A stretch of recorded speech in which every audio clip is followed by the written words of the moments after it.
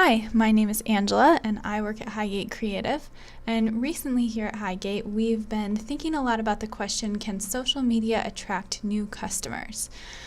We did a lot of research for a particular client of ours, and we outlined a strategy for social media marketing that's aimed at attracting new customers. And now we want to go ahead and share part of that strategy with you. So to answer the question, can social media attract new customers? We would say yes. It can be a very effective tool. However, it is not a silver bullet. It's a lot more like a swell. Almost imperceptible in the way that it rises, but with very powerful effects. So social media is a kind of pull marketing. Push marketing, like a Super Bowl ad, can have a really big impact, but it's often short term. So you get sudden, major exposure, and then it just kind of drops off.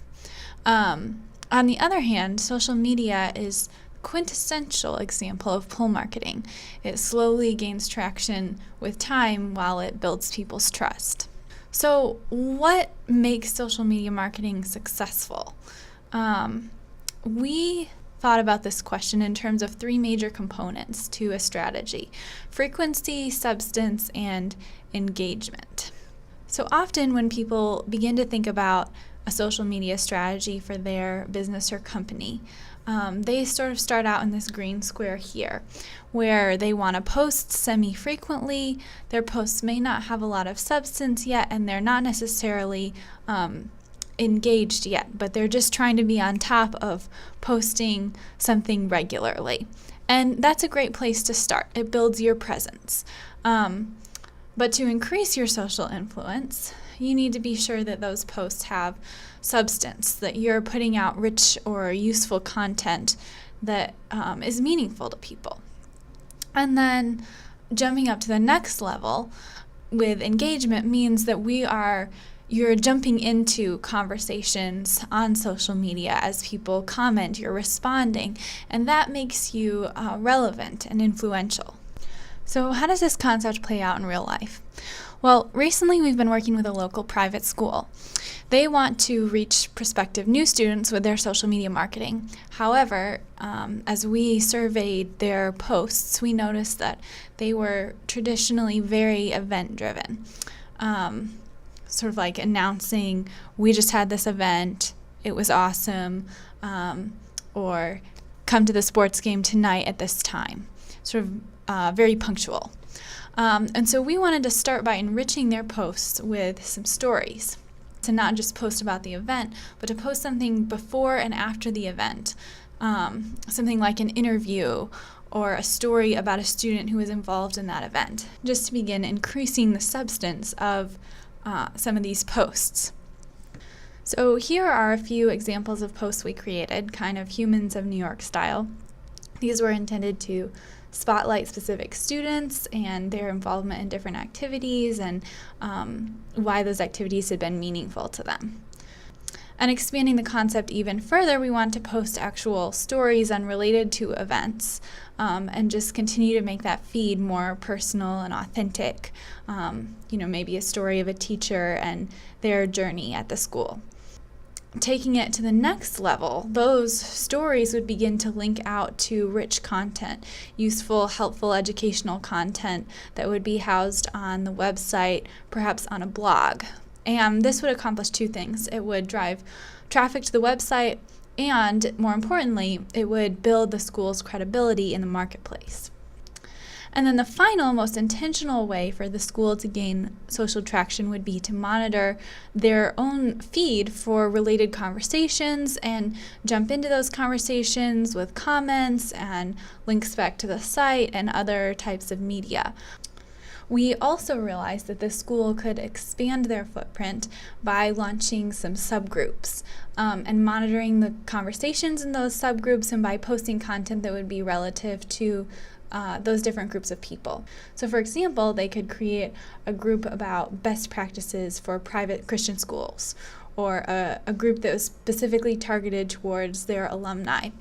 So by creating these groups and maintaining them with helpful content and engagement, the school would be able to reach more people and build a reputation as a leader. So that's a reason to think about using Facebook groups to expand your own reach. So quick review here. Why social media? Well, it's a great way to share news. You can keep people informed, give your opinion, educate people about your service or your product. You can tell stories and foster community. However, there are a lot of hurdles to staying present on social media. It takes a lot of time and effort to post. There's a lot of effort that goes into rich content generation. And if you are posting organically, your content is only going to be seen by your followers, people who already like you and are familiar with you. You're also going to be limited by timeline algorithms. And there's just no guarantee that the people who you want to see these posts will actually see them. So, what can we do to lower the barriers and reach a larger audience with your posts? Because after all, the question here is, how can we attract new customers through social media? So when you're using organic posts, that is unpaid posts, you are primarily reaching your followers and their friends. And your followers could be anyone around the world at any age. And you may have a very specific target audience for a new customer. And with organic posts, you don't have a way of reaching that specific demographic. However, when you switch to a paid model, you can be very selective about who sees your posts, and you can reach a much broader audience. So back to our client, the private high school. We found that an organic approach reaches an audience with very few limitations. We couldn't target local parents. We primarily were reaching about 4,000 people who were already familiar with the school. However, by moving to a paid approach, we could target moms of preteens and teens in a 20-mile radius of the school. Using the school email list, we were even able to target lookalikes. That would be area moms with similar interests to the moms at the school. In that case, our monthly reach would expand to about 10,000, and we'd be paying about $150 per month to reach this audience of potential new families. So here's another way to look at it graphically. On the left, you'll notice they were missing a lot of their potential audience and demographic. And on the right, you see how they were able to increase their audience and demographic considerably. So to wrap up this discussion, are you prepared to make a commitment to social media? If you really want to be serious about your social media, you're going to need to be intentional and make an investment. You'll need a team of people who can participate with you to provide stories and rich content. And the question is this a commitment you're prepared to make? If you need guidance as you think through your strategy, feel free to contact us here at Highgate. We'd love to help you come up with a plan that's specific to your company. Thanks for watching, and let us know if you have any questions.